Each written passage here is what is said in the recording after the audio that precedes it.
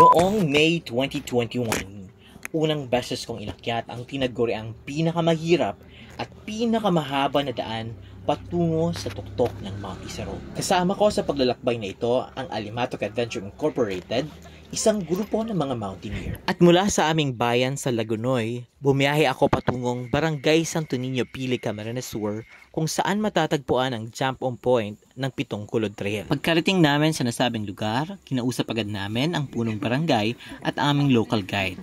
Pagkatapos nito ay lumagda na kami sa logbook. Hindi biro ang trail na aming aakyatin dahil bago kami makarating sa tuktok, hindi lang isa, dalawa o tatlong bundok ang aming aakyatin, kundi 7. Kaya nga, tinawag itong Pitong Kulod Trail. Siyempre sa una, masaya at puno ng sigla ang aming paglalakad. Hindi alintana ang init ng araw. Bakas rin sa aming mga mukha ang excitement dahil lahat kami rito ay first timer sa nasabing trail. Makalipas ang ilang minuto ay nagpahinga muna kami sa ilalim ng punong kahoy. Siyempre, kailangan namin mag-energize at mag-hydrate. Pagkatapos nito ay nilakbay ulit namin ang daan papuntang Mount Isarog. Ngunit bago muna yan, dinaan muna kami ng aming local guide sa mga tunnel na sinasabing ginawa pa ng mga Hapon noong unang panahon. Right after namin makita ang 3 Japanese tunnel, ay nagpatuloy na kaming umakyat ng bundok. Dahil nga sa kasagsagan ng pandemya, naging masukal ang daanan at hindi na gaano kita ang trail. Kaya mas lalong nahirapan kami at tumagal ang aming pag-aakyat. Kaya pa siya? Kaya pa po. Kaya pa siya ng sorihan. Yun. Nandiyan na po si Chris Jorel. Napasubo. Tan. Ay, lala. Nakulong dyan ni Antik.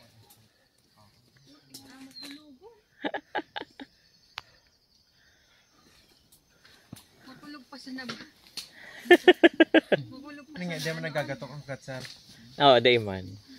Ay, yun, naggagatok man yung dikit lang. Garoan lang, bukol-bukol. Makulog pa yung sa iniwan ko. Si Jerby na makahirapon.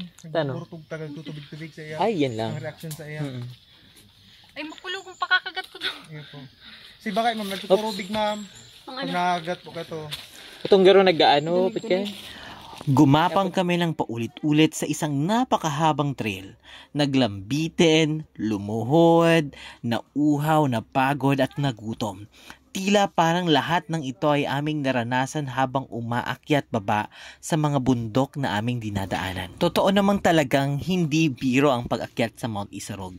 Ngunit ang pagdurusa at pagsubok na aming pinagdaanan ay talagang nagbigay sa amin ng daluyan upang mapagtagumpayan ang kahirapang ito.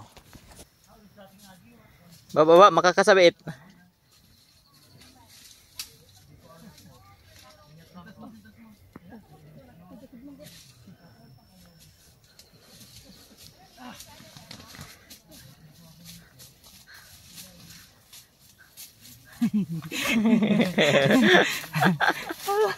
Gingal ngayon, no?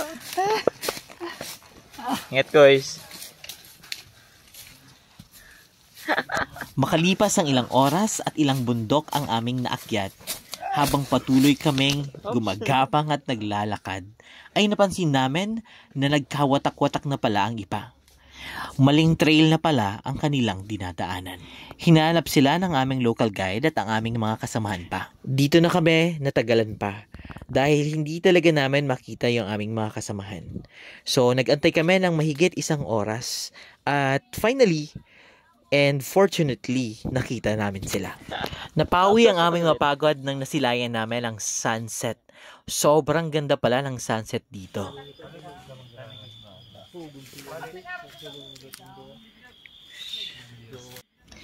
Matapos ang mahigit 11 oras na paglalakbay at pag-akyat baba sa 7 bundok, nakarating din kami sa aming destinasyon.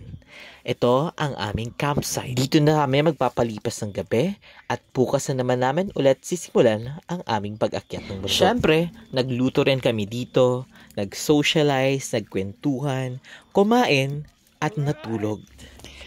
Pagsapit ng Bukang Liwayway kinaumagahan, ay sinimulan ulit namin ang aming paglalakbay patungo sa tuktok ng Mount Isarog. Sunrise! Isang napakagandang araw ang bumungad sa amin sa mga oras na ito. May nadaanan din kaming sobrang gandang waterfalls kung saan sobrang lamig din ng tubig.